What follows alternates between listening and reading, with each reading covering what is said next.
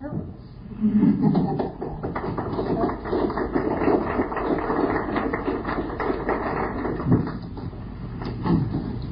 Well, it's a pleasure to be back with all of you. I feel like this is the home parish, so to speak. This seems to be the place where I see the most number of faces that I recognize. So it's sort of like a family meeting. Formal title of the lecture is Nature is the Center of the Mandala. And this is really basically simply a structure to work off of, to anticipate and discuss where nature lies in the future, the cultural future that is unfolding in front of all of us. And to background my thoughts on this matter a little bit, I have always had a relationship to nature which I pretty much took for granted, but perhaps it was more intense and somewhat unique than most people's. I grew up in a small town in Colorado. I was very early into being a rock hound and then a butterfly collector. I had no interest in stamps or baseball cards or anything like that. It was always natural objects. And the attraction of tropical butterflies was the exuberant expanse of color, the affirmation of the patterned richness of the universe that seemed to be thrown out like a spark by these things. And eventually I pursued it quite far and was for some time a professional butterfly collector in tropical Indonesia in a pre-Buddhist incarnation.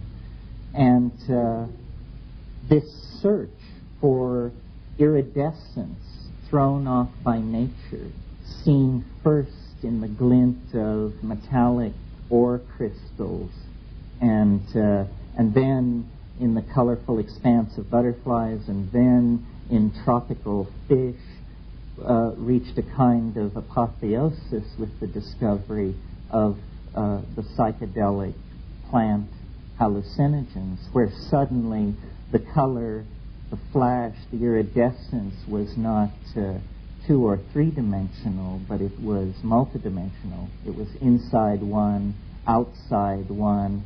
It was like the ultimate tropical aquarium, the ultimate butterfly cabinet, the ultimate mineral show. And it led me to travel then and to place the particular experience of nature in the wider context of place.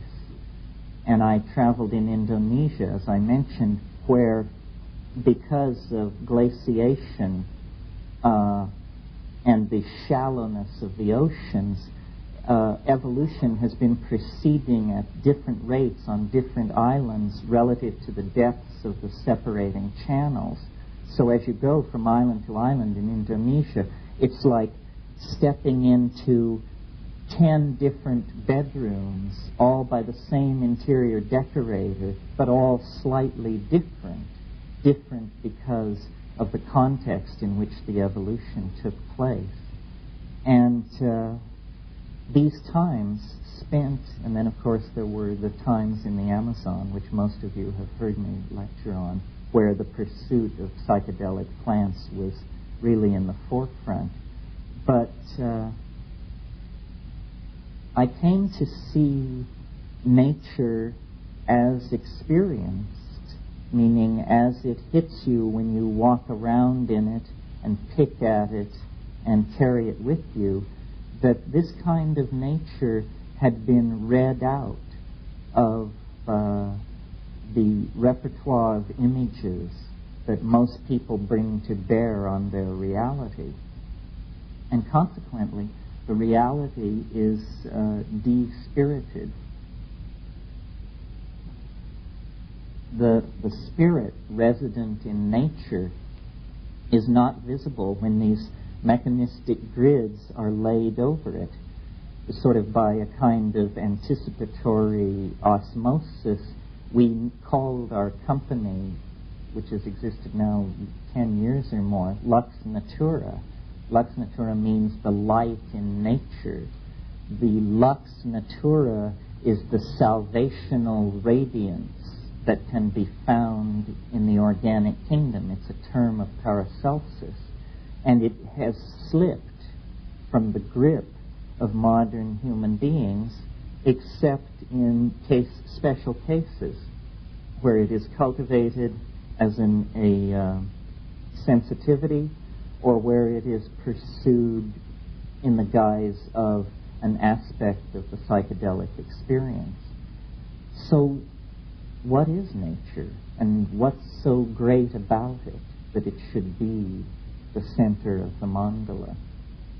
Well, it seems to me that it is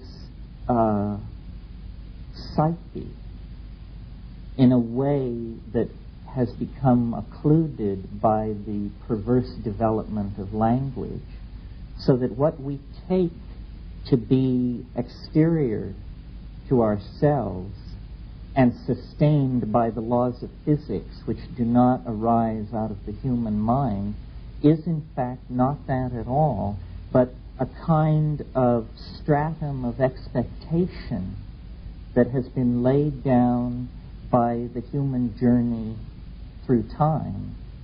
Now, granted, there are aspects of nature which are not part of the human journey through time, but they are occult from our point of view. They are not expressed, except perhaps through the demonic artifice of an instrumentality. And this has been the course, or the strategy of science, is to use an instrumentality to reveal the mechanics of the occult side of nature. The problem is that this occult side of nature, once explicated, does not yield a satisfying reflection of ourselves. It yields instead a very unflattering reflection of ourselves, if any at all. So, in Hawaii, sitting on the mountainside, you think that you are like Lenin in Germany or something, and you have to politically think it all through so that to whatever degree one's voice is heard, mistakes are not made. Because it seems to me clear that a small miracle is taking place. It is that, and I was saying this to Roy today, it is that our point of view is actually gaining ground. The thing which we least expected to happen, I think, that all this New Age hustle and bustle, though granted that 95% of it is just intellectual noise and efforts that fail, efforts to coin the perfect analogy that fail, nevertheless, there is a residual 5% that appears to have become the cutting edge of the guiding image of this megaculture. So it becomes important then for people who identify themselves with the human potential movement, spiritual development, the rebirth of intuition, all of these things, to make a place in the plan for the role of nature. And different responses have gone on to that. The Gaia response, which claims nature as a stabilizing feminine force, which I'm all for that. I think that's definitely the image that has to emerge, that the recognition of the presence of control mechanisms which are not coercive but which are Taoistic is a way of coming to terms with nature that we have resisted. This is, it's a simple idea. It's just the idea that before technology, people had to store firewood in the autumn for the winter, and in the spring they had to sharpen tools for the late spring planting and this sort of thing. That there was an implicit rhythm laid down by nature that entered the human cosmos at every level and then was reflected in the poetry, the culture building, the language evolution, etc. And that when urbanization, other factors removed the influence of these rhythms, ending in the final culmination of the modern city where life under electric light goes on 24 hours a day, there's then a flattening of the human dimension. There is no more a sense of being embedded in flux. There is instead the myth of the eternal culture. It's like Woody Allen, his comment that he didn't like to go to the country because you see all these screen doors with cobwebs in the corner. Well,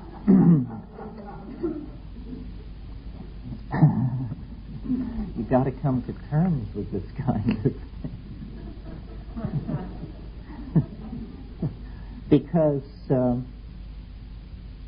there is no question that there is a deepening ambiguity in the present moment. There is a something stealing over global civilization.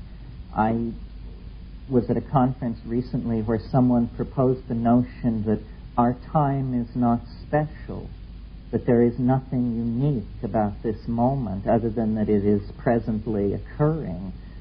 I think nothing could be further from the truth, that actually the deepening ambiguity of the historical experience, which registers in all of us as a sense of how weird it is, how compressed time is, how complicated the interconnections are, is a real phenomenon which eventually will be elucidated. In other words, it will be recognized as a phenomenon. Eventually, there is going to be a break with the prevailing paradigm of historical process.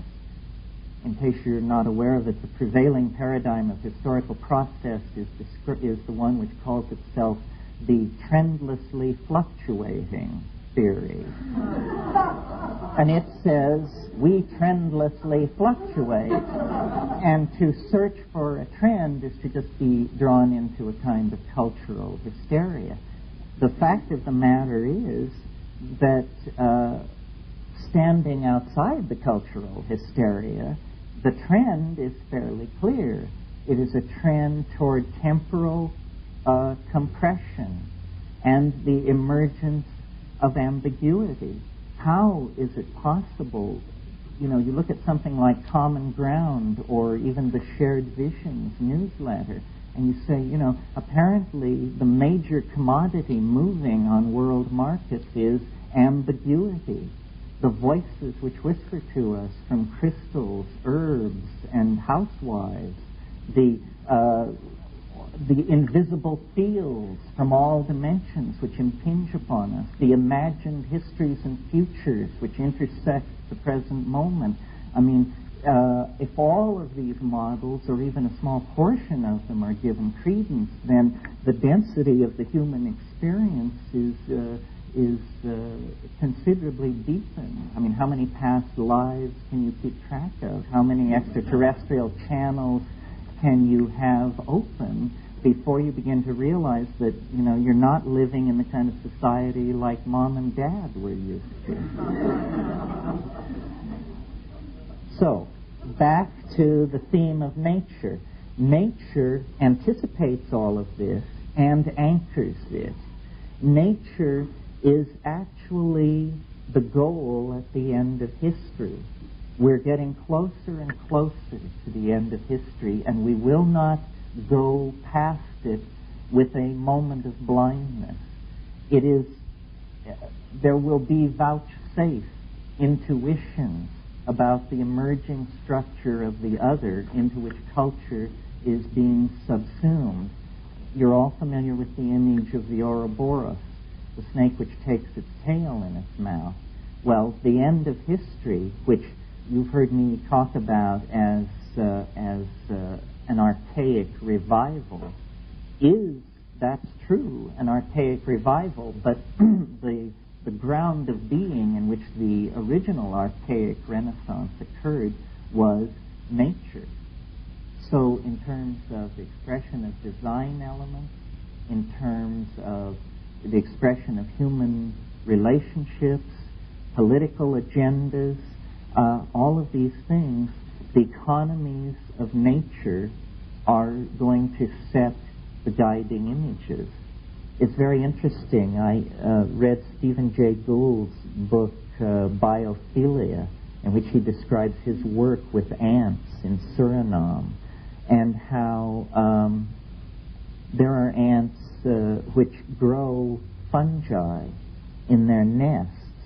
They cut leaves off trees and chew them up into this mash, which they then store in rooms underground, and they bring the right spores to it and grow it there, and it produces a sugar which the ants then eat, and they tend the fungal gardens. They actually remove foreign spores and this sort of thing, and the whole symbiosis goes on. Well, it's a symbiosis between a social organism, the ant, and a fungal organism which is able to provide an enzyme, sugar, which drives the ant society to a greater state of activity.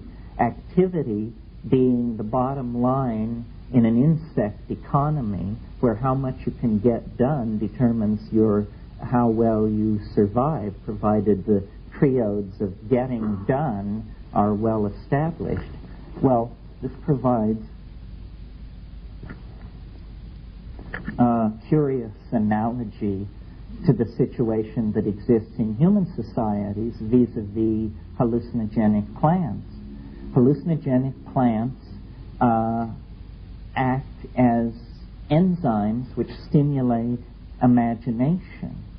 And imagination, having a practical side to itself, is usually reconnected to this process in a feedback loop that asks the question, how can we make more of the hallucinogenic plant which is giving us all these great ideas?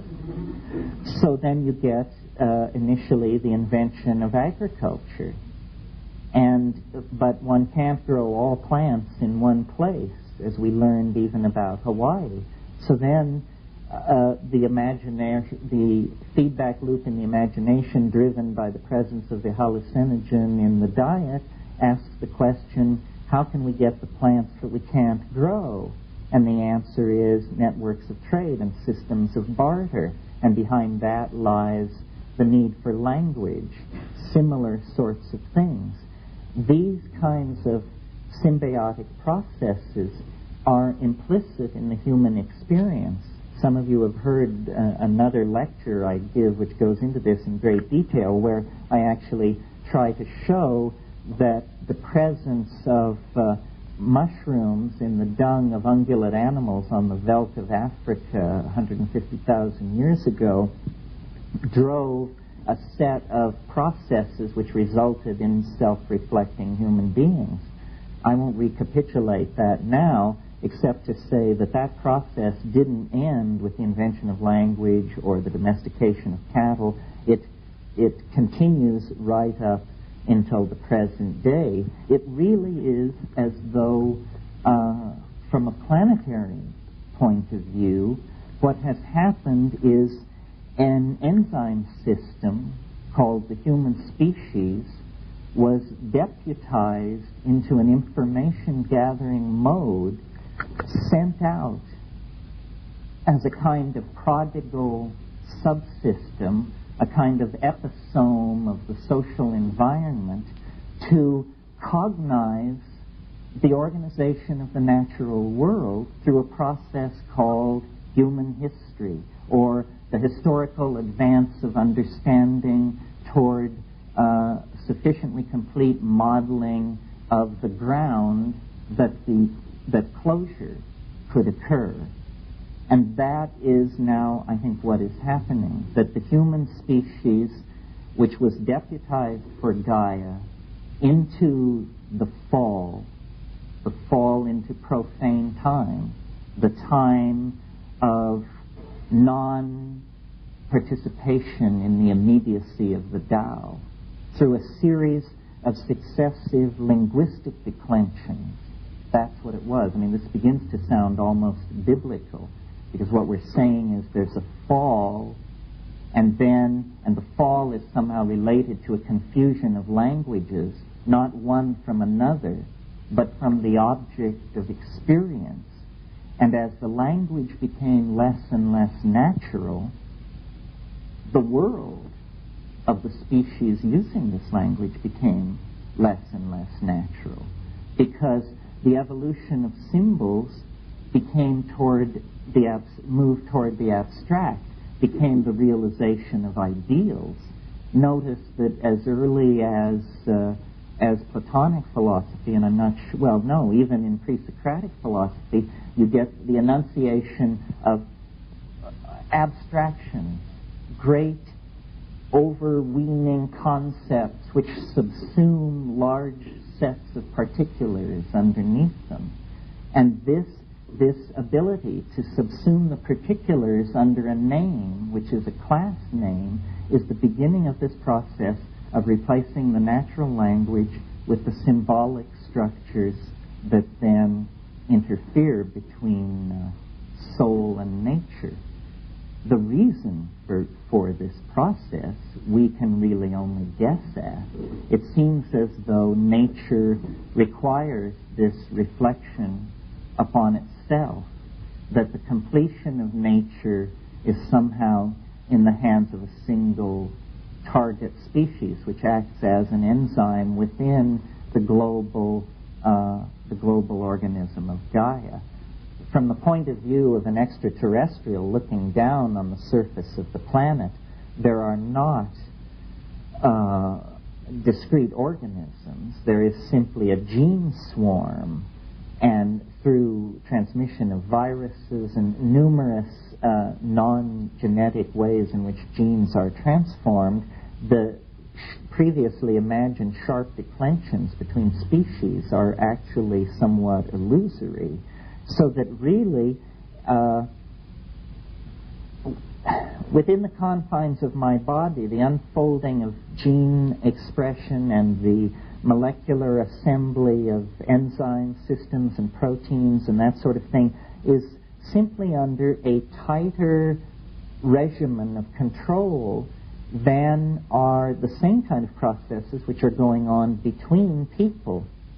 We are really a loosely regulated organism that has a tendency to ever tighten the control between its subunits, so that you can see the evolution of language, the evolution of technology, and its being at the service of media, the rise of cities, oral poetry. All of these things, we seem to strive for greater and greater cohesion, greater and greater free flow of thought among ourselves.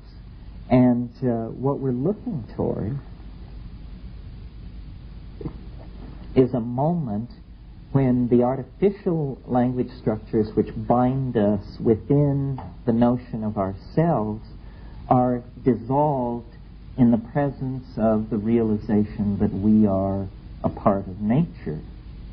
And when that happens, the childhood of our species will pass away, and we will stand tremulously on the brink of really the first moments of coherent human civilization.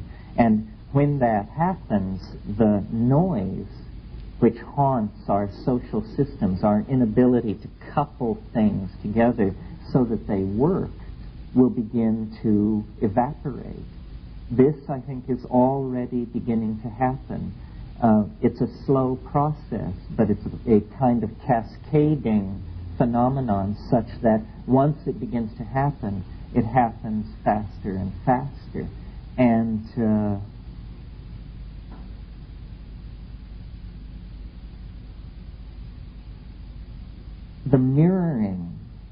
psyche that was always the glamour, if you will, which stood behind nature, is correctly perceived with greater and greater clarity as this process proceeds.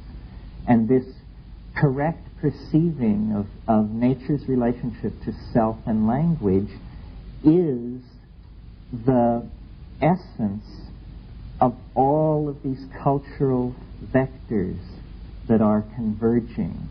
Feminism, the exploration of space, the perfection of the thinking machine, or of the human-machine interface, the mysterium tremendum at the core of the psychedelic experience. All of these things are, I think, going to be seen as anticipations of this post-historical state, which lies beyond the working out of the themes that have been set in motion by materialistic science. In other words, the forces that are being set in motion and sustained by so-called new thought, new age thinking. This is why, because this seems to be happening, because it seems that we, and by we I mean all of us, did in fact identify early on a trend in society which is now going to have enormous repercussions, that there is a responsibility to clear thinking about what this thing is and how it works. There seems to be a kind of a rush to get in line with the sloppiest metaphor as quickly as possible, so that, and there have been a number of, let's say, syncretic faiths or new myths that have arisen and competed with each other with greater and lesser degrees of success. I suppose this is a healthy thing, except that it gives such comfort to the people who think we're all airheads. They observe all this, and it confirms for them that it's a hopeless lot. Nevertheless,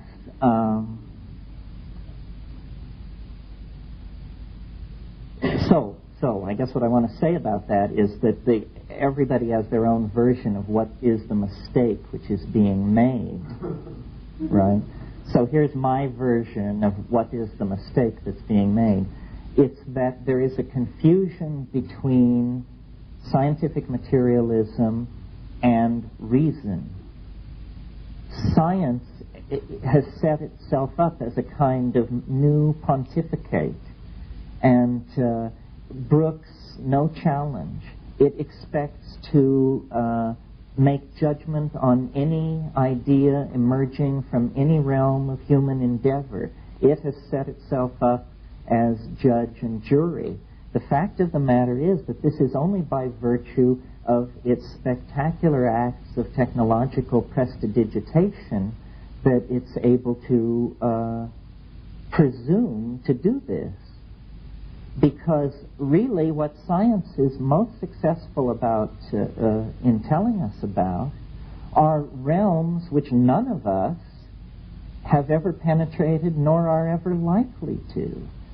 How much do you wish to know about the rings of Neptune or the quark?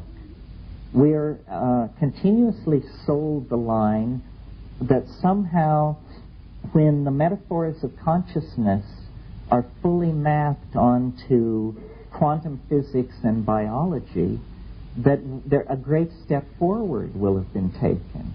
It seems to me that since the information coming out of quantum physics and molecular biology is so removed from the realm of common experience, that if we succeed in mapping mental phenomena onto those realms, we will have succeeded in the final act of alienation, because we will have at last totally removed our experience of ourselves from the realm of felt cognition. So I think that instead of the idea that there needs to be a kind of erection of an overarching metaphor from the physical sciences into the social and psychiatric sciences. Instead, there should be the recognition and celebration of mystery, that in fact we are an intelligent species caught in a historical process. No generation which preceded us knew what was going on. And there is no reason to assume that we know what's going on or that the generation which follows us will know what's going on. And what kind of trip is it, anyway, to insist on knowing what's going on? It's a highly unlikely enterprise.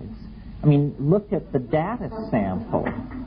The data sample is your lifetime on one planet in one tiny corner of the universe. And from this, via the fallacy of induction, certain principles of uniformity are extended to the far-flung corners of the cosmos in space and time. Then a bunch of fancy metaphors are built up that nobody can check on anyway. And then this is called understanding. You see, it isn't understanding. Understanding issues into appropriate activity. And, a model of the universe which doesn't issue into appropriate activity in the here and now is a curious model indeed. After all, appropriate activity in the here and now, I would think, would be the sine qua non. Everything else is unconfirmed rumor. So, nature is the visible manifestation of this mystery. It entirely surrounds and completes us. It is there to be beheld and imbibed in. It is simply that one must either replace the sterile language of scientific materialism, or one must bring no language whatsoever to it, so that it speaks for itself. I've noticed with ayahuasca, this South American visionary vine that's a hallucinogen, unlike the mushroom, it does not speak. It shows. Its language is visible, a fractal hieroglyphic surface of intermediate dimensions that contains an endless unfolding of phenomena at level after level, apparently, who knows, down into the microphysical realm. This is a correct seeing of what is. The mystery is co-present with its denial. It is a matter of changing points of view. And changing points of view is a matter of retooling language. If nature is psyche, then so is the autopoetic, self-reflecting cloud of cognition that manifests as language. It is partly based in the structure of matter. It is partly based in the implicit syntax of the perceiver. It is partly an interference pattern between the two. But it is as close to the ground that one can approach without theory. Which brings me then to the last point that I want to make about this, which is the key to the forward-looking expression of the archaic revival, the key to making the New Age fulfill its best hope and not fall into a kind of crypto-fascism of paradigmatic warfare, is to enunciate two principles, which are really two ways of saying the same thing. They are the primacy of experience and the toxic nature of ideology. This, to me, is the core. And if the New Age, the Archaic Revival, whatever, if it can exemplify these two principles, we will navigate past the dangerous shoals that inevitably rip any social point of view that grows, that attempts to leave its cult status and enter the mainstream. The primacy of experience means, I connect it to Heidegger's notion of what he called care for the project of being. The primacy of felt experience, it begins with a notion as simple as be here now, but it takes that further and says, we must take ourselves more seriously, more lightly and more seriously at the same time.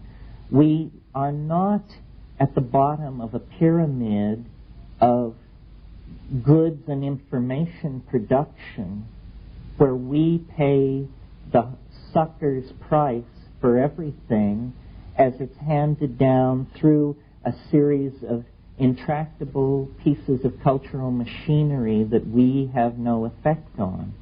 That is the myth that is being promulgated by those very institutions. The myth of the hapless consumer, the myth of the meaning of faddism, that there is in fact a meaning to switching from one ideology to another ideology, the way hemlines and perfumes and decorator colors come and go. This kind of allowing ourselves to be self-victimized. God forbid, I'm now at an age where 3 times in my life I've seen good ideas emerging on the fringes of American culture end up as slogans for Madison Avenue. First with the Beats, then with the hippies. I'll never forget the day I first confronted a billboard which talked about the Dodge Rebellion. Rebellion was our word, not their word. And here they were, our word selling this piece of tin junk. So, the co-option that comes from disempowering yourself with regard to what you view as important. Which is more important to you, your opinion or Ted Koppel's opinion? It's got to be your opinion, because these other things are just chimeras. They're myths in the electronic night. The other side of that is the toxicity of ideology. That ideology itself is poisonous. That in the 15th and 16th century, it was like 120 years of intermittent religious war because people were so uptight about whether or not you were a Catholic or a Huguenot or a Walloon or all this stuff, these were life and death issues. And finally people just became sick of it. And I hope, I choose to believe that we may be approaching such a watershed with the social ideologies that have just been dinging themselves into the global population for the past 100 years. They are extremely bankrupt. The notion of any kind of serious competition between Marxist-Leninism and capitalist democratic techno-fascism or whatever it is ludicrous.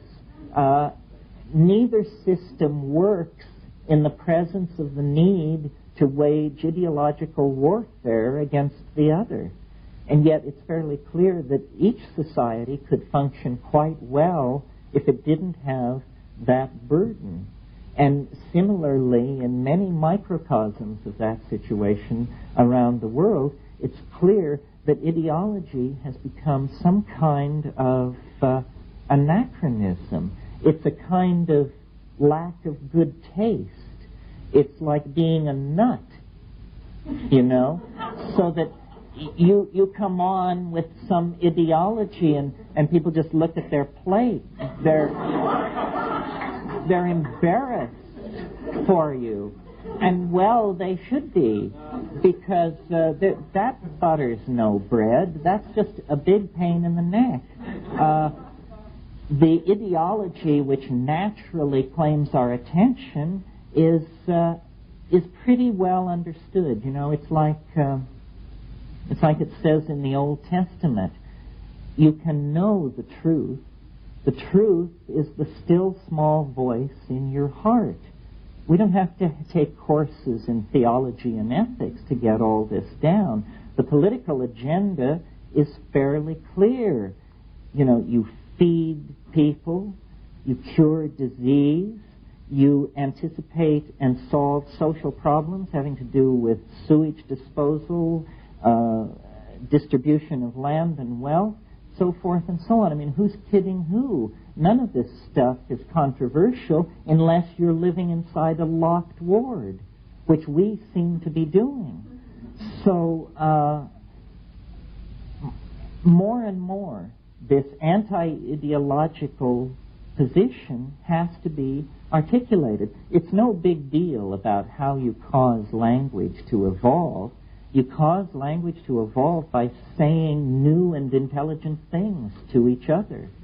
And then other people say, oh, well, so this thing that I've always thought but never felt like saying is actually legitimate and okay, and I can say it and I will say it.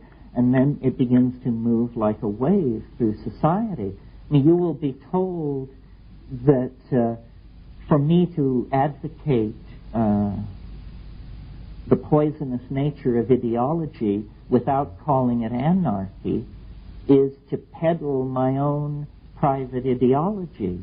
But this is absurd. It's like saying if someone tells you not to drive, that they're advocating a certain style of driving. That isn't it at all, you know. It's a translation of level. It's something entirely different.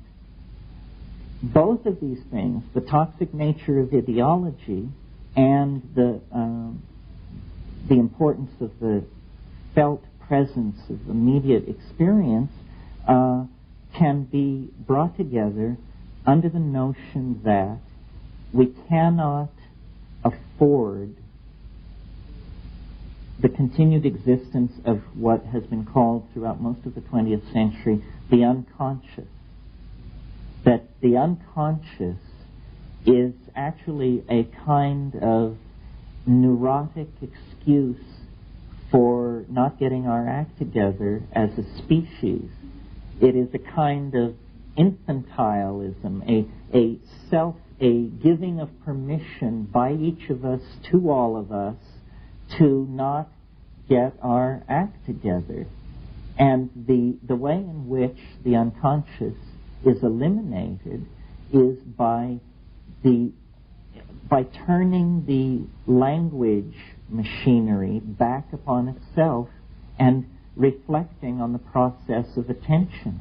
This is what Buddhism is all about. Attention to attention, awareness of the modality of the cognitive process. Don't be fooled by yourself. Don't be made a sucker of by yourself. Just rise above that possibility by paying attention.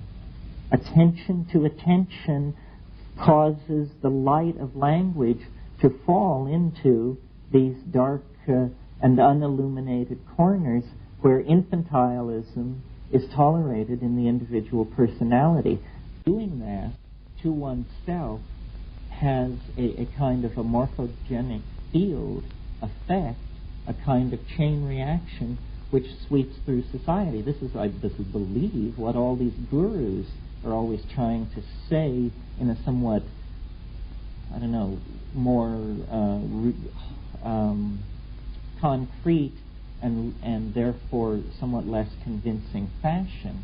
But it's simply that the act of conscious self-inspection creates more conscious people, which create a more conscious society, which erodes the possibility of the poisonous and toxic effects of ideology.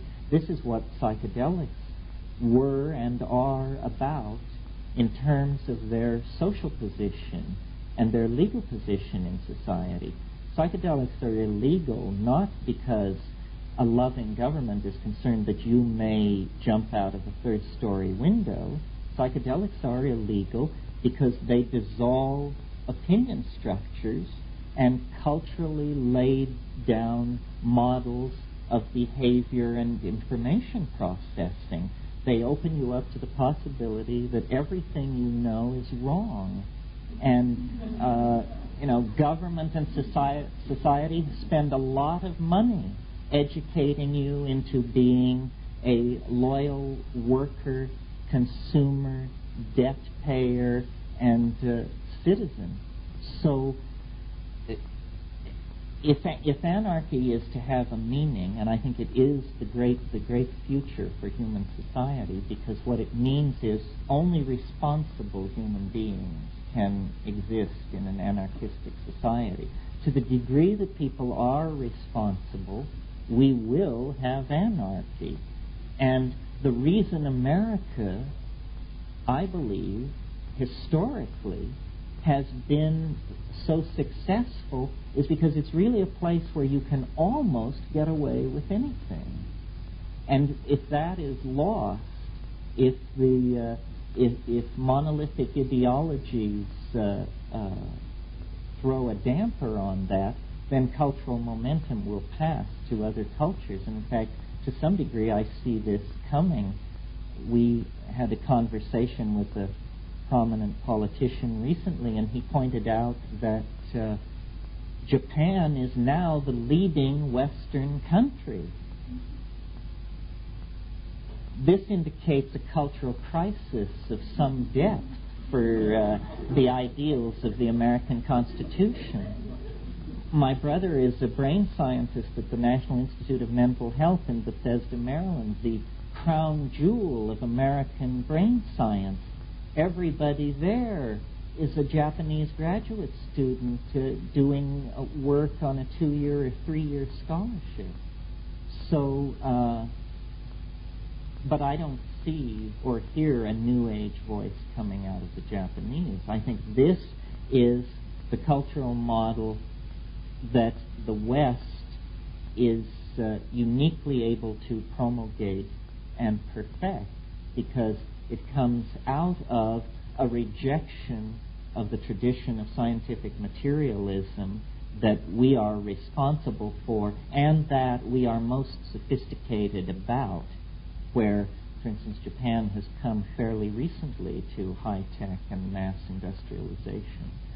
So I just basically want to leave you with that. The notion is that nature, which is the linguistically expressed topological manifold of the psyche, is an historical object that is pulling us forward, and that when we actually cross into the eschatology that appears fairly imminent, we will find it to have been anticipated by the human relationship to nature, the embedding of psyche in nature through the mysterious relationship mediated by language, and the key to unfolding a sane society, in my single humble opinion, is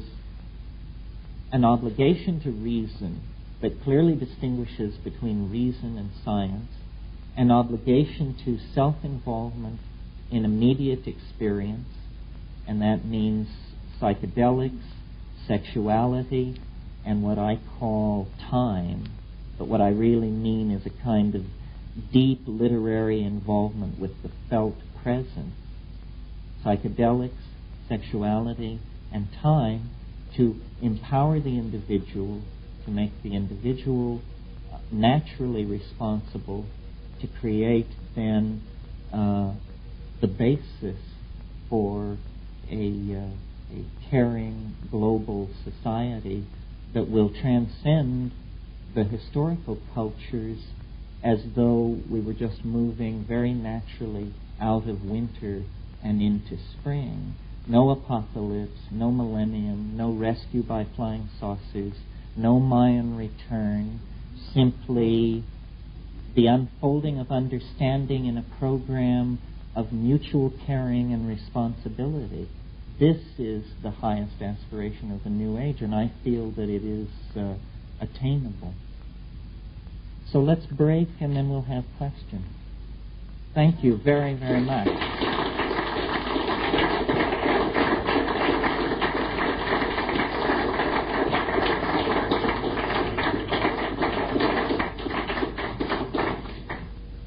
Okay, is there any kind of response to this evening's talk? Wonderful, yes. In my daily life, I can do a yoga practice, and I can maintain a certain amount of purity of perspective through diet and through meditation, things like that. And if I take a psychedelic drug, it makes it very difficult for me to function in the world, because almost too much information is coming in order to do day-to-day things. So your question is, how do you integrate taking psychedelics into an ordinary workaday existence?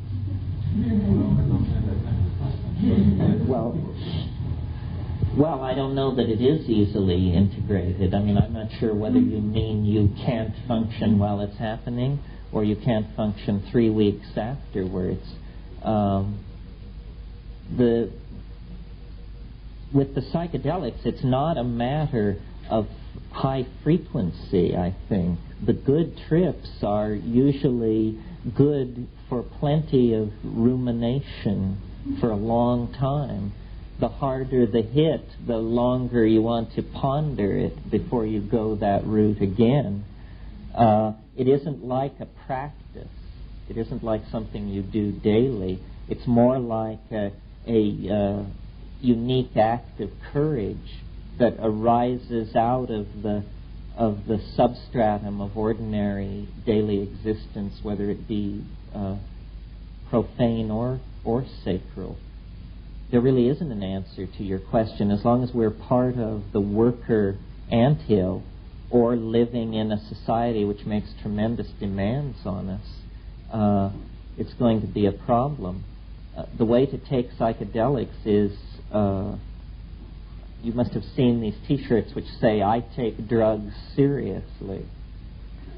Well, that's the way to take them, which means rarely and at substantially challenging doses, and in an atmosphere where there are no distractions. And by that, I mean, other people will say something different, but I mean no light and no sound, including music, unless you're a musician or you have some special relationship to music. But really, what you're trying to see is the surface of the brain-mind interface, and to the degree that you can create a situation of sensory deprivation, you will have a greater expectation of succeeding. Some people wouldn't dream of tripping without music, but I find that, it becomes the trip. The whole thing then becomes about that piece of music, where in silence it would have been equally audially interesting.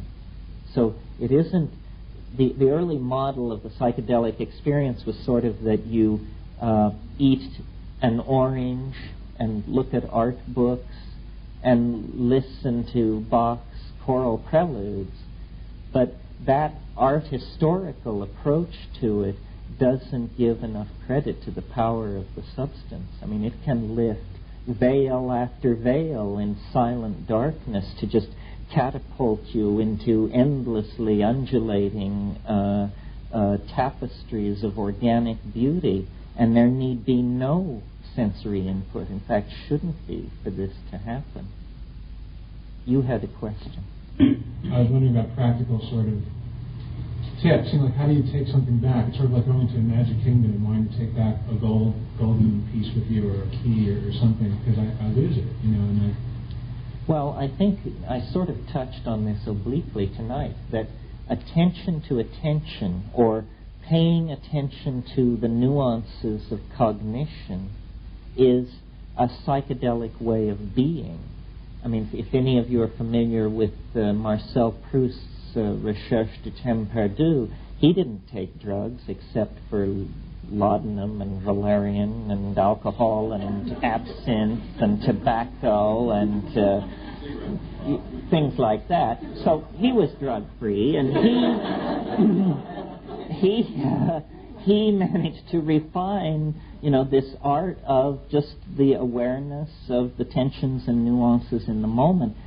For really, what I have come to believe about the psychedelic experience is that it is simply a compressed instance of what we call understanding, so that living psychedelically is trying to live in an atmosphere of continuous unfolding of understanding, so that every day you know more and see into things with greater depth than you did before. And this is a process, it's a process of education. What the psychedelic experience is it's the process of education so compressed that it has become a cascade of actual visual images, which, rather than a kind of slow unfoldment of linked perceptions, but really attention to attention and appreciation of the immediate. I always think, when this comes up, of William Blake's advice. Blake was, as you know, a great mystical, visionary English poet who spoke with angels and had these wonderful visions of the angelic world. And he was asked what was the secret of his angelic poetry, and he said, attend the minute particulars. That's all. Just attend the minute particulars. And what he meant was to focus attention in the moment, not to betray attention into expectation born of abstraction, or regret born of misplaced assumption, or of remembrance born of boredom and alienation in the moment, but just to attend the minute particulars. It's a way of training. It's like yoga. People think that psychedelics are somehow the easy way out. This is what people think who wouldn't dare dream of taking one. And it's not because it's the easy way out. It's because they sense the reality of it, the reality of the fact of it, and the challenge of assimilating it. I mean, it's very real. It's not a metaphor. It's not an analogy. It's not a dramatic reconstruction. It is not a simulacrum. It is not a model. It is the pith essence of the thing itself. It's real. And I don't know how many things can make that claim. I mean, everyone has a different set of experiences.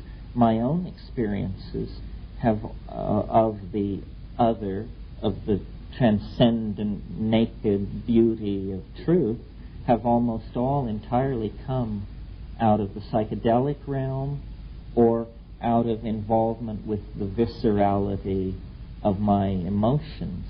The death of my mother, the birth of my children, the act of marrying someone, not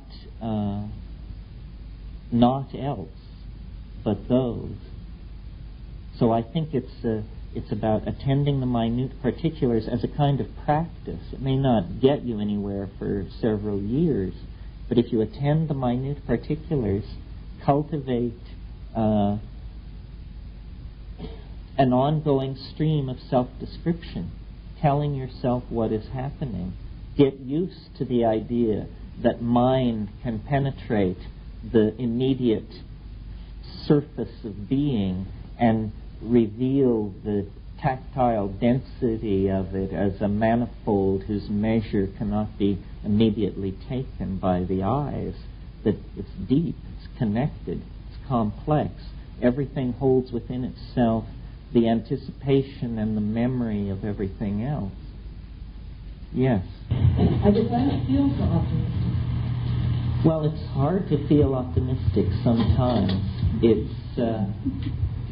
But it's almost like an obligation. And I think there's enough evidence around to support it. If Ronald Reagan is going to begin the process of the dismantling of strategic nuclear stockpiles, then, what would a civilized and humane political leader be doing in this context? So, on one level, I'm fairly cynical. I see, people whose major life's work has been banditry and bloody rampage getting into the history books as great peacemakers. Nevertheless, I love the fact that the constraints of the situation have forced these clowns into this position. That's what I mean when I say, that no political group, no faction has its hands on the tiller of history. There is an invisible hand which seems to be channeling the life of these institutions toward what we deem progressive ends. And not because these people have converted to altruism and reason and sweetness and light, but because it's a way for them to save their political ass. So it has become expedient. Peace has become politically expedient. Consequently, we shall have it, I think, in a big hurry. Now, granted, it doesn't address starvation, sexism, abuses of propaganda, torture, all of these things.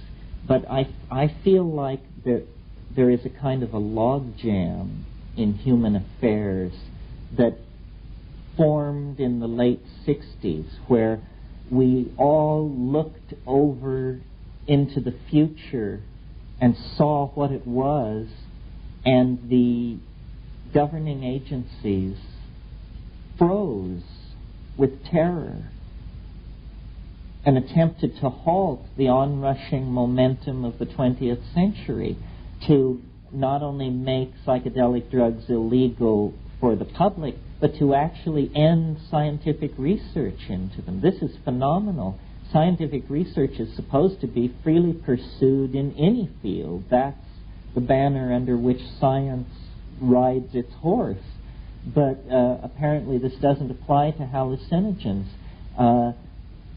Freezing all dialogue on disarmament.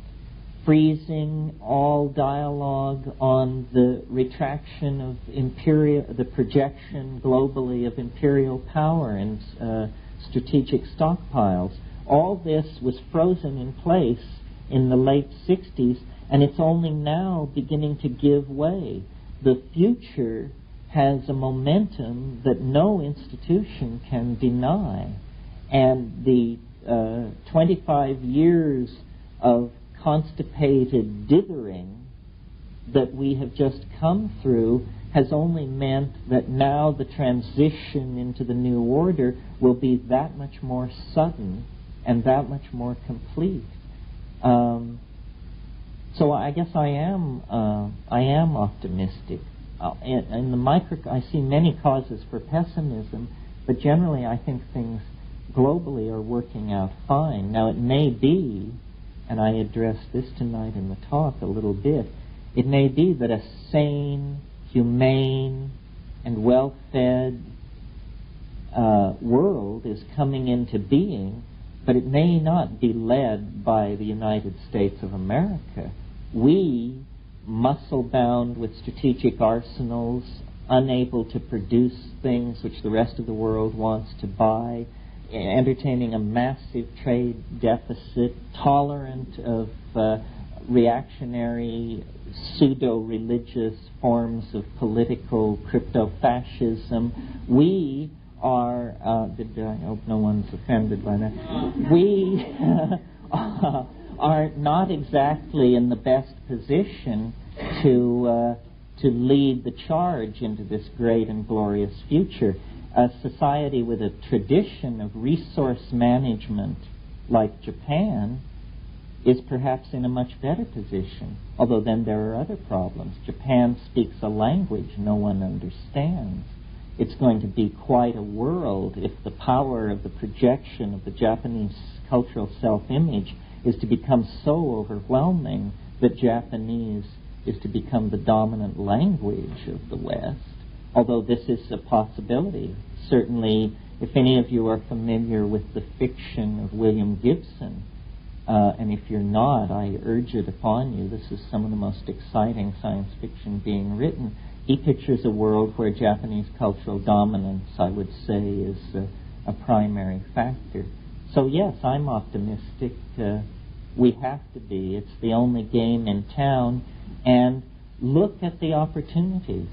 It's simply a matter of insisting on human values garnered from the felt experience of the moment and holding back the toxic effects of ideology.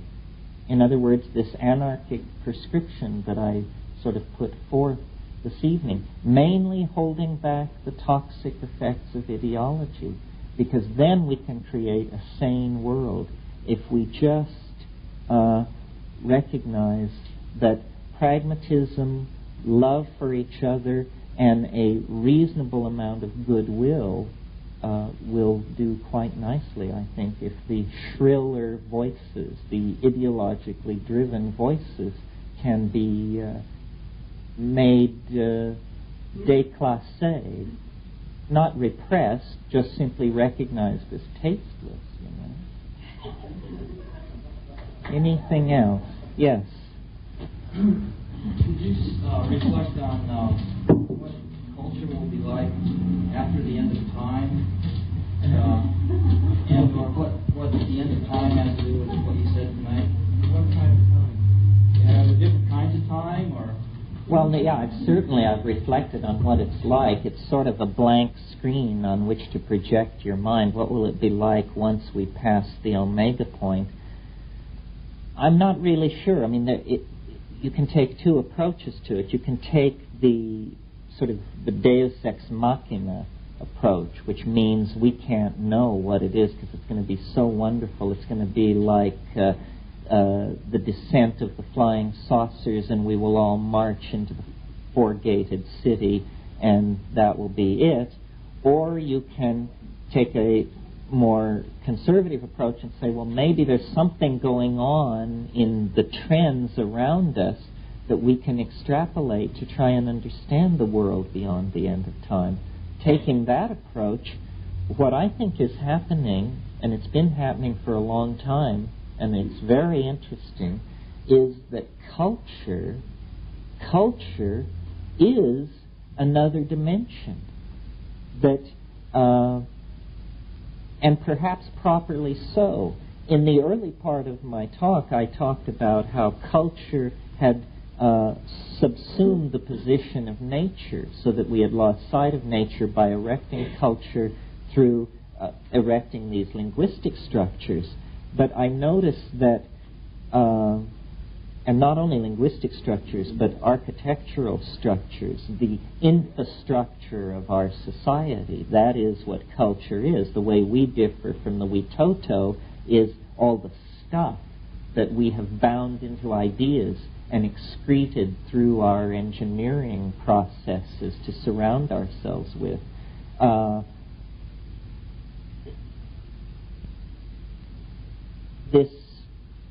This dimension, which is culture, is becoming ever more all-inclusive, at the same time that it's also becoming, strangely enough, ever more ethereal, ever less material. A perfect example of this, I don't know how many of you are familiar with it, but if you deal with the Macintosh computer, the operating system of the Mac is the genius of it, and what makes it the best in the biz is that it attempts to trick you into believing that you're dealing with ordinary three-dimensional space. You know, you don't type in commands, you don't choose printed options, you move in a symbolic representation of three-dimensional space. Well, again, to mention William Gibson and his novels, what he imagines is simply a larger version of this conventionalized symbolic representation of three-dimensional space, so that you enter, in his novels, his characters enter into a world where the Bank of America database is perceived as a huge red rectangle, hundreds of feet in height, in a certain spot in the memory of this global computer. And yes, it's cyberspace. And near it is the memory bank of Wells Fargo or something else. So that when you enter into cyberspace, ordinary reality is replaced by a symbolic representation of the informational content of ordinary reality. Well, this is in fact happening. It's happening at a very rapid rate. So the dimension which we call culture, which we have previously erected in the three-dimensional world around us through the intercession of what we call manufacturing and architecture, is very rapidly being internalized and erected as cyberspace, this alternative dimension to ordinary three-dimensional space in which our minds are able to move like fish in water. What I think lies beyond the end of time is a very concrete realization of this other dimension. That's why things like the time wave that I've developed and some of these other projections run off the scale. The world beyond the end of history is literally not mappable in the lower order set of mappings that are applicable to history. So it is like being downloaded into circuitry. It's possible to conceive of the entire human species fitting into the area of a large refrigerator in cyberspace, so that the goal of history is the creation of a mirror image of culture in the cyberspatial dimension, so that culture in the dimension of nature can be slowly retracted into the compressed quintessence. You can almost think of this as an alchemical process. We're talking about forging a philosopher's stone out of a hyperdimensional medium which is composed of energy and language, and into which we can all cast ourselves at will. It is, Plato said, if God didn't exist, man would invent him, her, it. Well, it may well be that the pilot's seat, the pilot's chair of the flying saucer is empty. It awaits mankind. It is the condensed expectation of complete interpenetration of all of us through each other and our cultural artifacts in a mode that we cannot even imagine. At an earlier talk at Will's here a couple of years ago, I did a talk called Shedding the Monkey, in which I talked about dropping the primate image that is projected onto the human soul through the accidents of biological evolution. That as we take control of our genetic heritage, as we take control of the process of manufacturing culture, we are going to become what we dream we are. And we have never really explored consciously what it is we dream we are. But very shortly, this will become a major part of the cultural agenda, because we are going to be able to do anything. And with that kind of power, again recurring to the theme of the evening, I think we have to anchor ourselves in nature. So sort of my apotheosis, or my vision of how this should come to be, is that everyone is given their own 500 acres of paradise in the chip. And that is your heritage, your space, your right place to be. And out of the mellowness which accrues only to the very wealthy, which we will then, each and every one of us, fall into that category, we will be able to return to the dimension of the limited pie and very decorously and thoughtfully apportion it out in a sane and rational manner. And it's very, very tricky, see, this rush toward the ability to completely realize the self-image in hyperspace. My mother used to say to me when I was a small child, if wishes were horses, beggars would ride.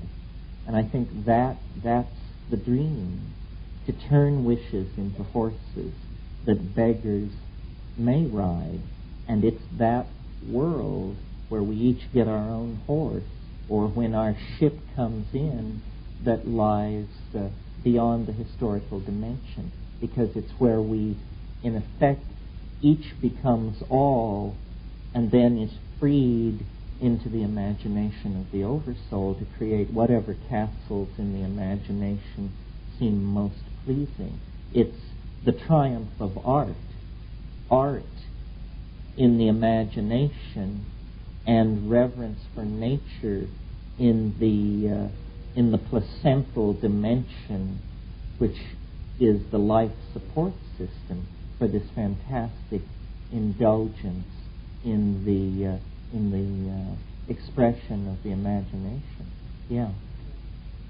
Talking about culture and the toxicity of ideology. I'm an educator. I educate young children, and I'd just like you to address what we can do, or what your ideas about what society can do, so that we don't have to undo it at some point. I mean, most of us here had to kind of undo what we went through as children in public education anyway, so that we could at least come to some level of awareness or peacefulness within ourselves. What's the positive side of it? What's your... Well, in Hawaii this past year, we homeschooled our children, and we also coincidentally rented office space from a major company which creates homeschooling curriculums. And on their letterhead, they had the motto, "You are your child's best teacher." And we found out how hard it is to live up to that ideal. And yet, in a way, we also found out how rewarding it was to attempt it. When we return to Northern California, our children will go to public school. I think basically you have to not leave it up to the school. You have to check in on what's going on and input into the process. I don't feel that I can give a very deep answer to this. I think it's one of the most perplexing problems. One thing I think that's terribly wrong with education is that there is no sense of history instilled in people. And history has almost as bad a rap on it as mathematics.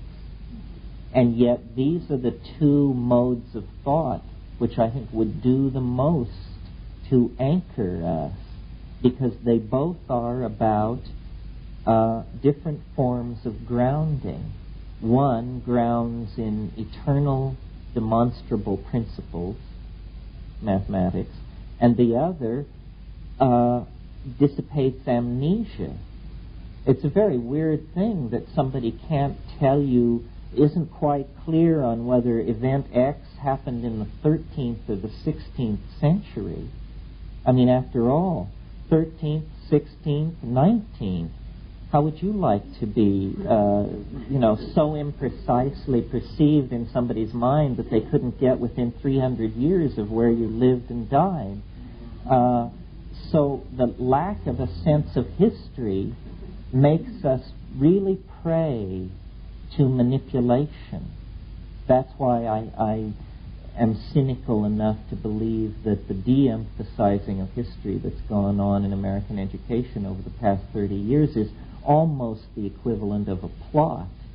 The notion, even as recently as when I graduated from the university, and it took me 12 years, so I didn't graduate until 75, but the idea was that if you went to a university, you emerged a liberal, gentle person, well-informed on the accomplishments of your culture, its history, its aspirations, its ways of governing itself, its ways of resolving conflict, and so on. Now I think these things have become gigantic trade schools, and you are expected to learn to do a job, and when not doing your job, malls have been provided for you to shop in, and 240 channels of garbage have been piped into your home for you to keep up on what it is that is au courant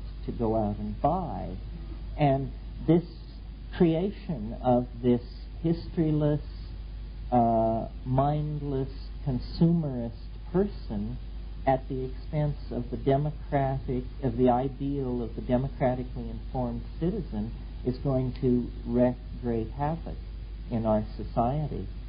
People often compliment me on my enchanting command of these various subjects and so forth and so on, and I'm amazed because what's being sold to you here tonight, ladies and gentlemen, is nothing more than the fruits of a liberal college education. You go to college, you learn about Gnosticism, Platonic philosophy, or you once did, but no more, apparently. So it can be sold as the most far-out, fringy thing in the new age. This is amnesia on quite a scale. So, and the other thing I would say in answer to your question about education is separating physical culture from competition.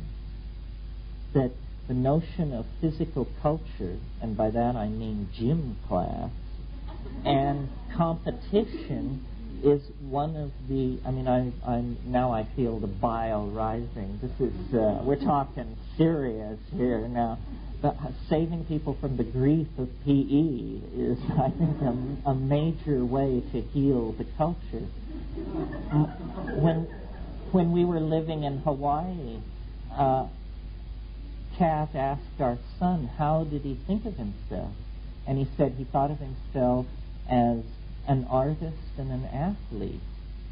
And I thought that this was just an amazing breakthrough, because I thought of myself as, a sort of 95-pound weakling. And the notion that my son could be physically just like I was at his age, and yet conceive of himself as an athlete and have this balanced view of art, athlete, junior scientist, and so forth, meant we must be doing something right.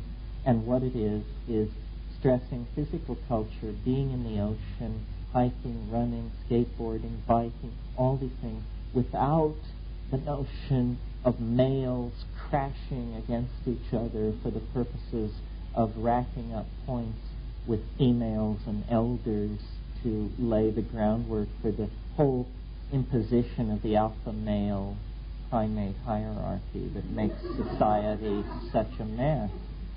So that's that for education. Maybe one more question if there is one. Yes? You mentioned a substance from the Amazon that has the power to reveal a lot of different layers. And you speak, as you mentioned... I think I must have mentioned ayahuasca. Well, I'll briefly mention it again. If any of you are interested in ayahuasca, the standard reference work is that's in print is called Hallucinogens and Shamanism, edited by Michael Harner. There are, I think, about 3 articles in there on ayahuasca. Ayahuasca is a combinatory preparation, a beverage made by boiling down the bark of a jungle liana, which contains harmine and other monoamine oxidase inhibiting compounds, and adding DMT, which occurs in Psychotria viridis, a plant related to coffee, and it's generally by the people there viewed as a tonic, a purgative, something which keeps the society in equilibrium. It's also been written about by Marlene Godkin de Rios and others, and I understand there are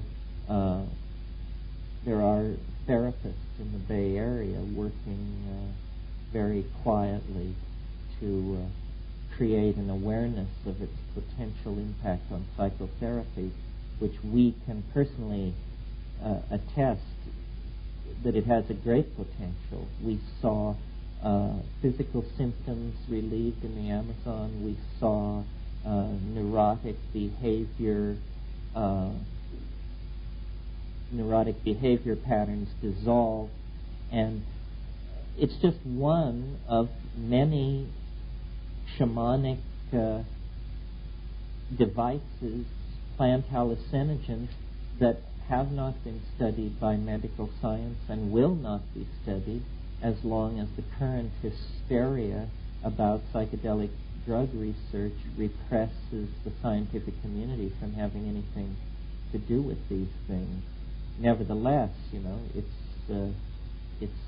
history as a curing agent among these tribes goes back to at least pre-conquest times, and it has a reputation for inducing states of group-mindedness which approach the level of being almost telepathic.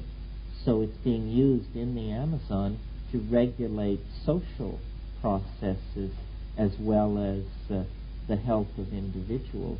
So it's very, very interesting in the way that it seems to be a kind of pristine model of the many ways that a psychedelic compound can have a healing effect in a society. Well, I think that's about it for this evening. It's 10:30. I want to thank you all very much. It's good to be back.